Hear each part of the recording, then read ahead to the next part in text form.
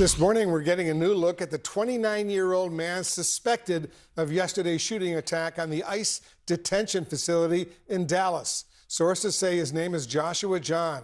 This mugshot appears to show him booked for a prior offense back in 2016. The FBI says he was perched on a nearby rooftop and fired indiscriminately at the building and the vehicles on the property. One person who was in ICE custody is dead. Two other detainees are now in critical condition. The FBI director, Kash Patel, posted these images of bullet casings found near the shooter. One bullet is inscribed, quote, anti-ICE. Joining us now is Sarah Saldana, a former director of the Immigration Enforcement Agency during the Obama administration.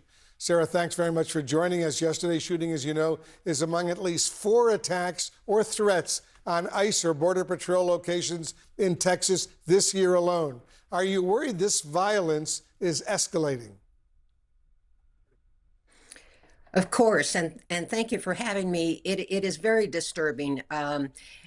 Law enforcement, and particularly with respect to ICE, the Homeland Security agents and the removal officers have always been subject to scorn and dislike. I know a little bit about that myself. I could not make either side happy, either the left or the right.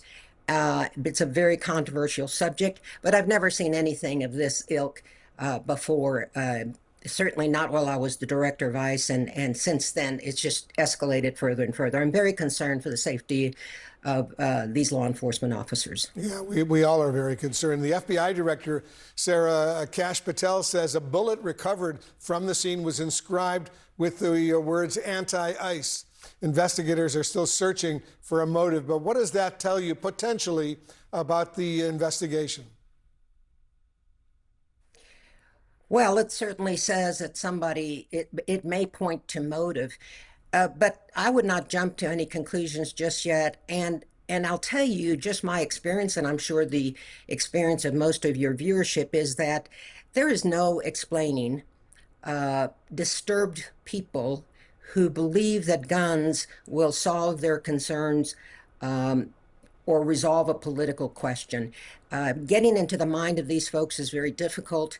I doubt that they are activists in their own, if they have a party even, or they're just disturbed people. And that's the problem with the ramped up rhetoric, is you don't know who your audience is. And there could be a disturbed person who ends up doing something like this.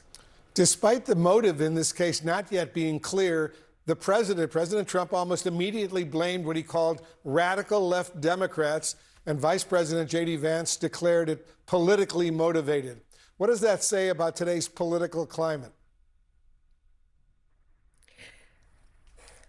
Well, it speaks to the failure of our leadership, particularly in the administration and in both houses of Congress, to really address the true problem here. Immigration is such a hot button issue, and we have nobody really coming to the table in good faith and saying we need to resolve some of these issues that are rankling the American public, either one way or the other. And it's horrific to turn at a time like this to a political and partisan rhetoric. I think Ted Cruz was took to the podium at the Dallas Police Department press conference and talked about how harsh words can lead to tragic consequences, but then proceeded just to highlight those that were actions taken against people on the right.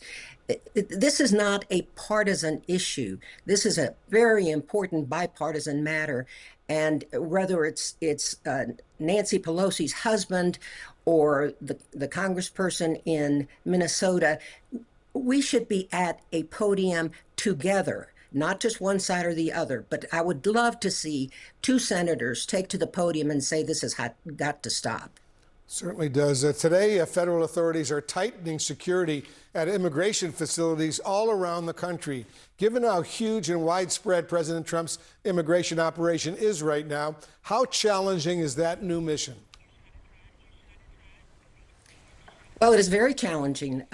You could try to speak to those people on the inside trying to carry out the the work as has been defined. And of course, that is one of the ironies here is, for example, in this instance, this gunman turning their attention randomly to the people at this ICE facility when it's not the removal officers or the staff in that building who are shaping policy, it's the administration.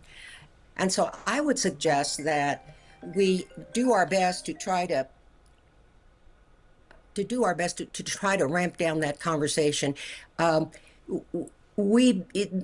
mission of ICE should be defined. It has an extraordinary national security and public safety mission. The women and men who are there are dedicated to their mission. And you know, there's something so ironic here. Both the immigrants who are turning up at our border, who are seeking asylum or turning to this country for help, are doing so because they want to feed their families and have a living wage. The women and men at ICE are doing the same thing. They have a job to do. It is defined by the administration, and they are doing their best to make their own living. There's so many parallels between the two groups. To me, it truly turns up the irony in what is going on right now. The former ICE director during the Obama administration, Sarah Saldana. Thank you so much for joining us.